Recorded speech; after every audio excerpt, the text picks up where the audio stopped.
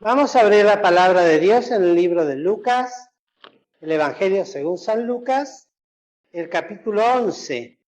Lucas, capítulo 11, y vamos a leer desde el versículo 29 hasta el 32 inclusive. Dice así la palabra del Señor. Y juntándose las gentes a él, comenzó a decir: esta generación mala es. Señal busca, mas señal no le será dada, sino la señal de Jonás. Porque como Jonás fue señal a los ninivitas, así también será el Hijo del Hombre a esta generación. La reina del austro se levantará en juicio con los hombres de esta generación y los condenará, porque vino de los fines de la tierra a oír la sabiduría de Salomón, y he aquí más que Salomón en este lugar. Los hombres de Nínive se levantarán en juicio con esta generación y la condenarán, porque a la predicación de Jonás se arrepintieron. Y he aquí más que Jonás en este lugar. Aquí la lectura de la palabra del Señor. Y voy a dar lugar a nuestro hermano Fernando, quien tiene la palabra del Señor en esta tarde. Bien, queridos, vamos a comenzar esta reunión, la última de este día y de esta semana, en la cual, gracias al Señor, se pueden celebrar y compartir muchas de las reuniones. El otro día estaba mirando justamente la portada que se armó invitando, y contaba que hay 7 reuniones en la iglesia. Es mucho, ¿no? Y bueno, daba gracias al Señor que sea así. Y también falta lo que está realizando el hermano Marcos con candidatos al bautismo y el ensayo de coro dentro de esos anuncios. Muchas actividades y todas aquellas que son extras que uno puede llegar a realizar de lunes a sábado o de lunes a viernes sin que los hermanos se den cuenta, en oración en la cámara secreta. Cuántas cosas el Señor también allí nos alumbra y bendice. Y hoy es la última reunión de este día, la cual quería empalmar con los pensamientos que habíamos tenido la última vez que me tocó hablar acerca de esta reina de Seba, que vino de los fines de la tierra a oír la sabiduría de Salomón, un hombre poderoso, rico, hijo de reyes, y tenía sobre todas las cosas la instrucción de pedir sabiduría al Señor, y lo pidió y lo obtuvo, y Dios le dio todo conforme a lo que él le pidió y mucho más, pero sabiduría ante todas las cosas. Y el Señor Jesús dijo: he aquí más que Salomón en este lugar. En aquel entonces el Señor está rodeado de personas que lo amaban y personas que también lo odiaban. En ese lugar muchos podían ver a alguien que era más que Salomón, porque era el Cordero de Dios, el unigénito, el Verbo encarnado. Y otros simplemente decían: ¿no es este el hijo de José, el carpintero?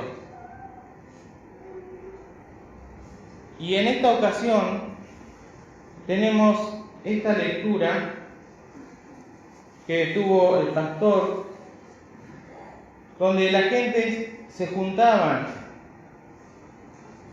y él comenzó a decir: esta generación mala es. Generación va, generación viene. Las generaciones de personas que nos toca ahora ser nosotros contemporáneos con ellos son muy distintas a las otras generaciones. Y nosotros vamos a ser distintos a nuestros hijos y a nuestros nietos. Pero la palabra de Dios vive y permanece para siempre. Cuando se escucha, ¿no? Lo que pasa es que nosotros tenemos otro chip. O se dice, estos chicos vienen con otro chip. Porque va a cambiar. Porque muta. Pero acá cuando el Señor declara verdad y está viendo algo que a simple vista no podemos nosotros ver, cuando algo es malo. Esta generación mala es, y en el relato que se encuentra en Mateo, agrega el Señor diciendo que es mala y adulterina. Malo es todo aquello que en su esencia es producido por el pecado. El pecado fue pasado a todos los hombres por cuanto todos pecamos y estamos destituidos de la gloria de Dios. El pecado tiene su manifestación en la carne. El pecado produce muerte. El pecado es algo que produce mucho y destruye mucho, porque si un pecador destruye mucho bien. Porque tenemos un Padre del cual heredamos todas estas cosas. Vosotros de vuestro padre el diablo sois, y los deseos de vuestro padre queréis cumplir. Él homicida ha sido desde el principio, y no permaneció en verdad. Y en pecado, decía David, me concibió mi madre. Nacimos en pecado. Luego el apóstol Pablo dice, hallo esta ley, que el pecado está en mí, o que el mal está en mí. Y esa generación que el Señor observaba era mala, porque buscaba señal, una señal. Y en Mateo nos dice que esta generación, conjuntamente con los representantes religiosos de esa época, si quieren pueden buscar acá en Mateo sin perder, porque hay una diferencia y no sé si vamos a llegar en el tiempo a explicar todo, pero sí que podamos notar en Mateo capítulo 12, en la página 18, 12:38 dice, entonces respondieron algunos de los escribas y de los fariseos, que eran los religiosos de ese tiempo, diciendo, Maestro, deseamos ver de ti señal. Querían ver algún milagro, alguna maravilla realizada por el Señor. También esto era lo que buscaban. Herodes, viendo a Jesús, se holgó mucho porque hacía mucho que deseaba verle, porque había oído de él muchas cosas y tenía esperanza que le vería hacer alguna señal. Entonces, cuando esta generación se acerca, demanda o desea una señal para que digan, ahora vamos a creer en ti, ahora vamos a creer que eres el Hijo de Dios. El Señor le dice que señal no le será dada, no le será dada. Qué cuidado que tenemos que tener, porque muchas veces pensamos que Dios es todo dadivoso, que es todo amor, y lo es. Pero cuando Dios y cuando el Señor no quiere dar, no lo ha de dar. Y cuando el Señor cierra una puerta, no la ha de abrir. Pero cuando la abre, nadie la puede cerrar. Y Santiago también decía en el libro que escribió, Pedid y no recibís, porque pedís mal. ¿Para gastar en qué? En vuestros deleites. ¿Qué deleite le produce a esta generación ver una señal del Señor? ¿Qué deleite me va a producir a mí recibir algo? ¿Para qué lo recibo? ¿Para tener un deleite carnal? ¿Para seguir cómodo? ¿Para tener confort? Pedís y no recibís, porque pedís mal, para gastar en vuestros deleites. Y ahí también Santiago dice, ¿no? Que no le va a ser dado. No le va a ser dado. Porque uno pide mal. Y ellos estaban demandando una señal al Señor Jesús. No le será dada, sino la señal de Jonás. Jonás fue un profeta enviado de Dios que tuvo una misión la cual pudo cumplir, pero porque Dios es misericordioso. Yo sé que Alfredo habló, también habló Romina de Jonás, y siempre hay muchas enseñanzas acerca de este profeta. Lo cierto es que si miramos aquí en Mateo 12, este versículo 40, Lucas no lo cuenta. No dice en Lucas esto que va a decir en el versículo número 40.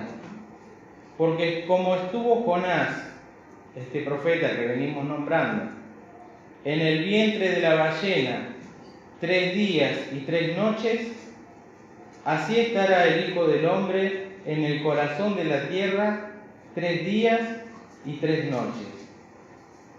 Cuando dice el Hijo del Hombre, está hablando del Señor Jesús, luego que resucitó. En esos 3 días,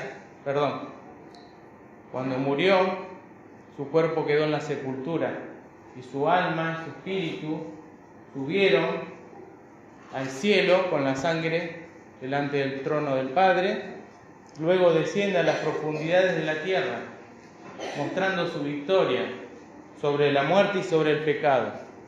Y al tercer día vuelve a buscar su pertenencia, su cuerpo.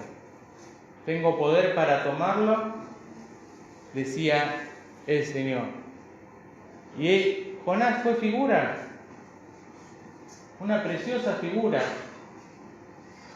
que hoy a muchos les puede parecer una fábula y que la han de contar quizás muchos de forma burlesca, pero fue así. Cuando leemos en Jonás, en el libro, en la página 900, nos habla del capítulo 926, la página. Mas Jehová, en el capítulo número 2, versículo número 1, mas Jehová había prevenido un gran pez que tragase a Jonás, luego que lo arrojaron al mar. Jehová tenía prevenido un gran pez, lo tragó, y estuvo Jonás en el vientre del pez 3 días y 3 noches. ¿Qué tamaño? Cuando uno puede llegar a ver algunos animales que están en el mar, en las profundidades, lo poco que puede conocer el hombre de las ballenas, queda asombrado el tamaño, la inmensidad. Y un pez se traga al profeta, y estuvo en ese vientre 3 días y 3 noches. Esto figura de Cristo, de su muerte, de su resurrección. Esa fue una señal que todos conocían. Otra señal no le vamos a dar a esta generación que es mala y que es adulterina. ¿Cuánto tiempo pasó para que desde Jonás hasta los tiempos del Señor, para que el Señor tenga que decir y poner en igualdad de sucesos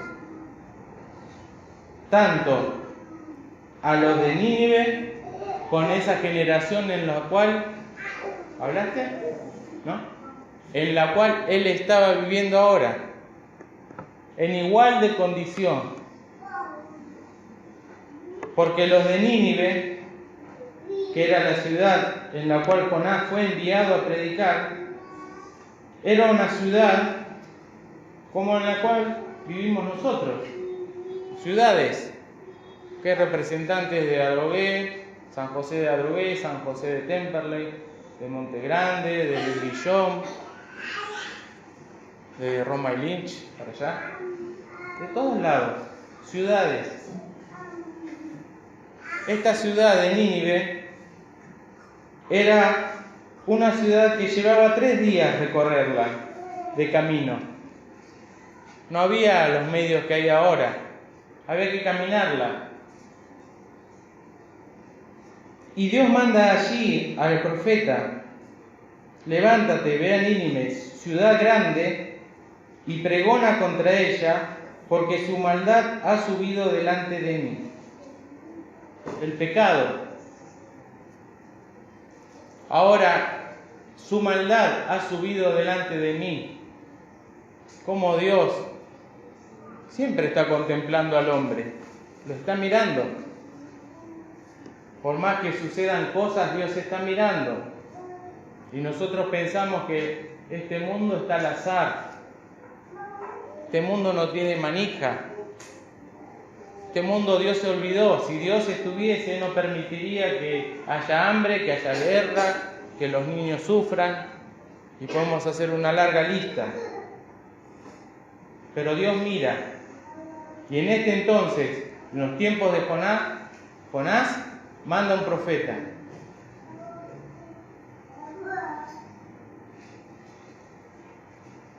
Y estos que eran tan pecadores,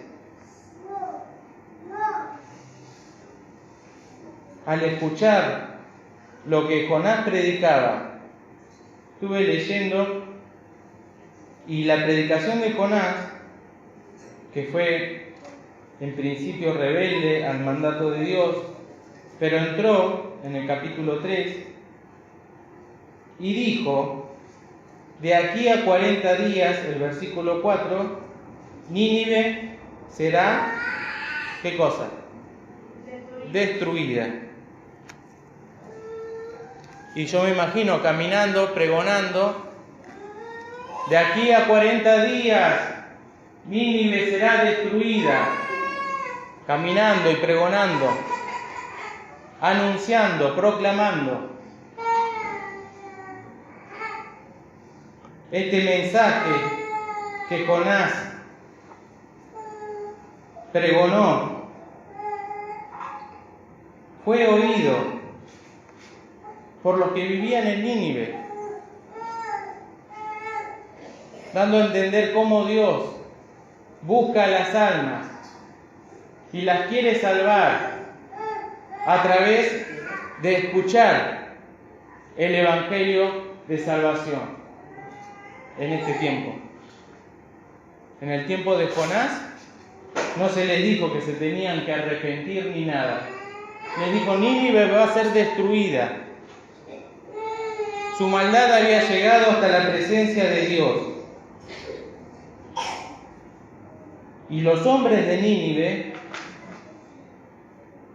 nos dice el versículo 5, creyeron a Dios. Los hombres de Nínive, sumergidos en maldad, obradores de maldad, que nunca quizás habían escuchado una palabra semejante, creyeron a Dios. Y esto sucedió el primer día. y comenzó Jonás a entrar por la ciudad camino de un día pregonando, diciendo: he aquí, a 40 días Nínive será destruida. Y los hombres de Nínive creyeron a Dios. Y ahora todos, a nivel masivo, pregonaron ayuno, vistiéronse de sacos desde el mayor de ellos hasta el menor de ellos. Cuando el Señor Jesús dice: los hombres de Nínive se levantarán en juicio con esta generación, nos está hablando de todas las edades, mayores, jóvenes, niños, niñas, porque acá lo incluye. Desde el mayor de ellos hasta el menor comprendió el mensaje.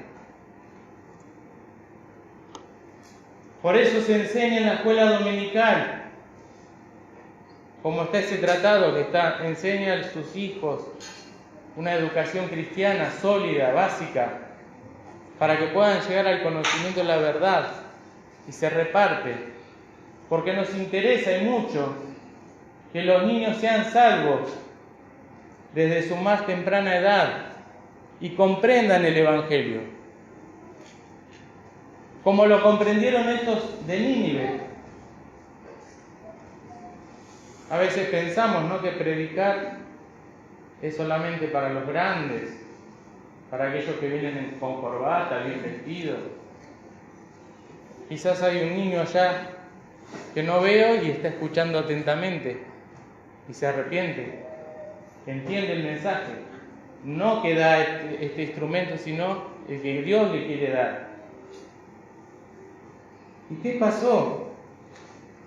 Se arrepintieron, creyeron a la palabra. Y este negocio llegó hasta el rey de Nínive. Y en vez de justificarse y de buscar excusas, él también fue redargüido. Y se levantó de su silla y echó de sí su vestido, toda su ropa real, y cubrióse de saco y se sentó sobre ceniza. Se humilló e hizo pregonar y anunciar en Nínive por mandato del rey y de sus grandes, diciendo: hombres y animales, bueyes y ovejas, no gusten cosa alguna, no se le dé alimento, ni beban agua. Y que se cubran de saco los hombres y los animales, y clamen a Dios fuertemente. Clamen a Dios fuertemente, ¿qué quiere decir? Que oren. Qué humildad que experimentaron al escuchar esta palabra que Dios enviaba a través del profeta. ¿Cuántos detalles que hay? No podemos detenernos mucho. Pero clamen fuertemente significa sinceramente, de corazón. Todo lo demás puede ser externo, pero Dios mira cuando claman de corazón y conviértase cada uno de su mal camino, de la rapiña que está en sus manos. ¿Cómo sabía el rey a quién gobernaba? Y conocía a todos, y les dice que se conviertan y que clamen a Dios. ¿Quién sabe si se volverá y arrepentirá a Dios y se apartará del furor de su ira y no pereceremos? Y miren qué lindo, qué conmovedor y qué lleno de verdad. Y vio Dios lo que hicieron. Y vio Dios lo que hicieron. Cosa que el Señor Jesús no vio en la generación de su tiempo. Esta generación, decía el Señor, se levantará en juicio. Los de Nínive se levantarán en juicio contra esta generación. Y si buscamos el Salmo 1, vamos a ver un versículo que tiene que hacer pensar, ¿no? Porque dice el versículo 5, por tanto no se levantarán los malos en el juicio, ni los pecadores en la congregación de los justos. Y el Señor está diciendo, los de Nínive, que eran tan malos, se van a levantar, pero no porque se lo merecían, sino porque se arrepintieron, se convirtieron, escuchando la voz de Dios que los llamaba. Queridos, cuando el Señor dice, y he aquí más que Jonás en este lugar, nos está hablando de la palabra que ha de producir, igualmente que en los de Nínive, cuando Dios le envía un efecto en el corazón para que uno pueda volver en sí de su mal camino, de la rapiña que hay en las manos, desde el mayor hasta el menor, cada cual con sus pecados, porque hay pecado que realizan los niños, hay pecado que realizan los jóvenes, los adolescentes, que quizás a los niños no les interesa, y hay pecado que realizan los mayores. Cada uno debe limpiarse y pedir perdón. Esa es la predicación del Evangelio, arrepentimiento de los pecados para con Dios. Porque todos somos pecadores, todos nos hemos descarriado, todos nos apartamos, cada cual por su camino, destituidos de la gloria de Dios por el pecado. Y Dios puede ver y ha de ver el corazón que se convierte. Están los ninivitas que oyeron, creyeron, se arrepintieron. Y esta palabra que nosotros tenemos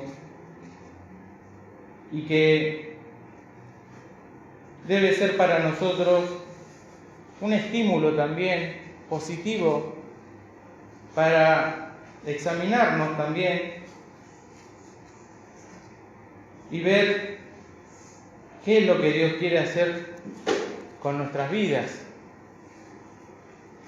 Porque si soy un hijo de Dios, tengo un mandato de parte del Señor, una comisión. ¿Cuál es? Ir por todo el mundo, predicar el Evangelio.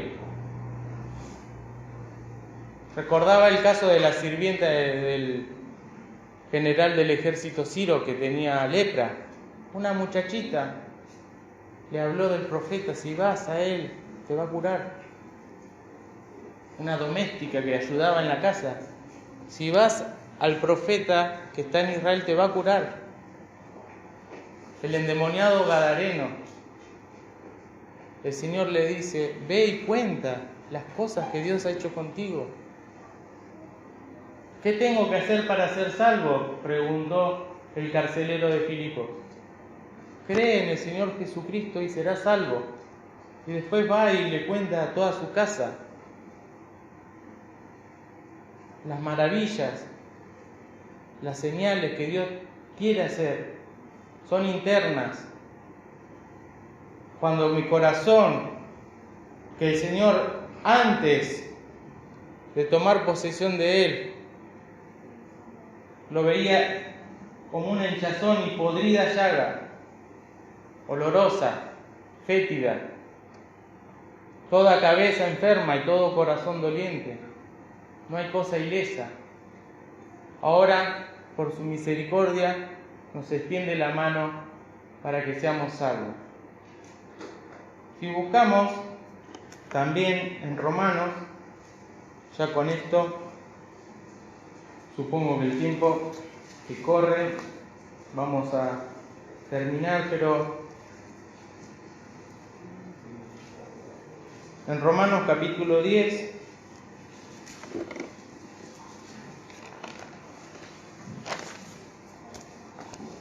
en la página 179,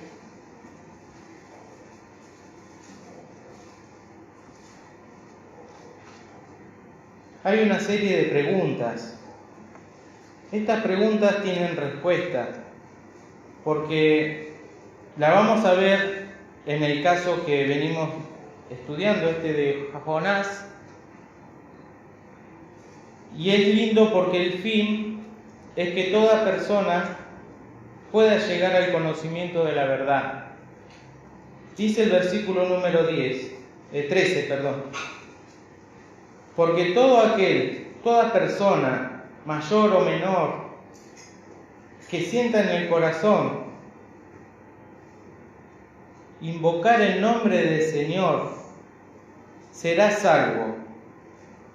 Esta invocación debe ser una invocación que es producto o resultado de haber escuchado la palabra de verdad que nos muestra nuestra condición, no de labios para afuera, porque también el Señor dijo: muchos me dirán en aquel día, Señor, en tu nombre no echamos demonios, no hicimos milagros.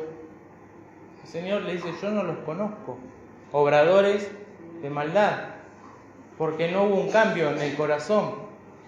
Pero todo aquel que invocar el nombre del Señor de verdad, porque escucha la palabra, tiene esta gran promesa: será salvo. En Hechos luego dice: será salvo de esta perversa generación. Salvo por pura gracia. Y las preguntas que vienen ahora podemos leerla como la vamos a leer yo me imagino así, ¿no? De izquierda a derecha, y después vamos a interpretarla de derecha a izquierda. ¿Cómo invocarán a aquel en el cual no han creído? ¿Cómo puede ser uno salvo si no creyó? ¿Y cómo creerán a aquel de quien no han oído? ¿Y cómo oirán sin haber quien les predique? ¿Y cómo predicarán si no fueren, qué cosa? Enviados. Como está escrito: cuán hermosos son los pies de los que anuncian el Evangelio de la paz, el verdadero, que brinda la paz de Dios al corazón, no con liviandad, como escuchábamos hoy, endulzar los oídos, sino saber que la paz la obró Cristo en la cruz, y dijo: la paz os dejo, mi paz os doy, no como el mundo la da, yo os la doy. No se turbe vuestro corazón, ni tenga miedo. El Evangelio de la paz no va con los tapones de punta, como se suele decir, va con paz, va con guía del Espíritu, va con oración, y eso ha de producir todo lo demás. Y ahora vamos a leerlo de derecha a izquierda, para llegar al fin que queremos, ser salvos, y que todos los que nos rodean puedan llegar a ser salvos. A Jonás lo envió Dios, en 2 ocasiones le habló. ¿Lo envió a dónde? A Nínive, que predique. En principio no obedeció. Nos habla esto de los siervos: la preparación, la obediencia, la negación, para que esta cadena no se corte. Porque Dios utiliza a un hombre que se entrega a Él como instrumento para llegar a ese fin santo de salvar un alma. El instrumento tiene que hablar la palabra que Dios le da, el Evangelio de salvación, por donde va. Y es enviado de Dios. ¿A qué cosa? el versículo 15, la primera parte. ¿Es enviado a qué? A predicar. Como Jonás fue y pregonó. Como el Señor lo hizo cuando estuvo en esta tierra, enseñando en las sinagogas y predicando la palabra. ¿Y cómo oirán? Tiene que haber un oído, el cual, el que predica, ¿qué tiene que pasar? Que escuche. Y la vez pasada me pasó algo muy gracioso porque yo se lo comentaba a Cristian. El baño tiene una ventanita y yo estaba trabajando acá y Flor estaba al otro lado. Y me quedó la ilustración, ¿no? Y yo le hablaba a Flor que tenía que ir a Monte Grande y que tenía... Cristian sale un tren antes, toma de ir al trabajo, calcula ir no con el tren justito, sino con el tren anterior. Por si pierde ese, bueno, le queda el último. Y bueno, yo le estaba diciendo eso a Flor y veo que la ventanita del baño se cerró. Y me dejó hablando. Y yo decía, ¿cómo voy a cerrar la ventanita si te estoy hablando? Ya te escuché demasiado. Ya entendió.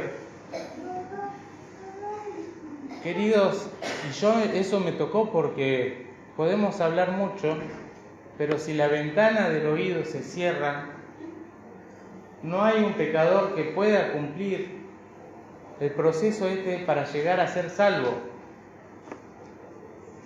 ¿Cómo irán si no hay quien les predique? Bueno, ¿cómo se predica? ¿Qué predico? ¿Los oídos están deseosos de escuchar? Seguramente que no. Quizás sí, porque las almas necesitan, son espirituales, necesitan palabra de Dios. Y luego dice, ¿y cómo irán sin que les predique? Y la otra pregunta, ¿y cómo? O sea, después de oír, se llega a creer. Porque el alma queda, al escuchar la palabra de verdad, en cierta forma, sacudida de un mensaje que nunca escuchó y que se lo da con amor y que se comparte porque a uno le hizo bien. Y Dios ve la condición y cuando despierta la sensibilidad, poder hablar, pueda creer. Y una vez que ha creído, pueda invocar. Sí creo en Cristo como mi Salvador. Y ese momento pasa a ser salvo. Eso lo vemos en este relato de Jonás. La misma secuencia. Si después se ponen a ver, yo ahora por el apuro y por no poder explicar todo tan bien, pero está la misma secuencia. Dios envía al siervo que predique, que oigan, que crean, el que cree que invoque y el que invoca que sea salvo. Tenemos un mensaje que dar a las almas, no nuestro. He aquí más que Jonás en este lugar. Este mensaje de salvación que sencillamente es arrepentimiento para con Dios y fe en el Señor Jesucristo. Quizás ya lo has hecho, quizás ya le recibiste en tu corazón, porque veo ahora en el auditorio que creo que todos hemos sido salvos. Pero también hay otras cosas que debemos abrirle el corazón al Señor para no ser una generación mala y adulterina. Una generación que cree lo que predica y que vela para poder sostenerlo en el tiempo, con nuestras falencias, con nuestros errores, pero siempre ir al Señor, que nos ha de guiar a toda verdad. Y tener humildad, ¿no? Porque es un mensaje que debe ser dado en humildad. Si lo obró en mi corazón, también lo puede hacer en el tuyo. Y si lo obró en el tuyo, también lo puede hacer en otro. Para Dios no hay nada imposible ni hay corazones duros. Cuando Él quiere golpear, ha de golpear. Cuando quiere acariciar, acaricia. Cuando quiere suavizar, suaviza. Para cada caso hay una forma particular de nuestro Señor de tratarnos. Queridos, esta palabra continúa porque el Señor sigue relatando otras cosas, pero qué mensaje y qué palabra que tenemos, ¿no? Acá, a cada día, si empezamos a ejercitarnos, vamos a dar cuenta que contendemos por la fe y vamos a tener luchas, batallas. Si no son internas nuestras, han de ser de fuera. Pero lo importante es que el Señor sea nuestro capitán y que a su tiempo Él nos ha de demostrar que su palabra es verdad y que la palabra fue sembrada, ¿no? Él lo padeció, Él lo vivió, lo experimentó y nos dejó ejemplo para que nosotros lo podamos hacer así. Que el Señor nos bendiga.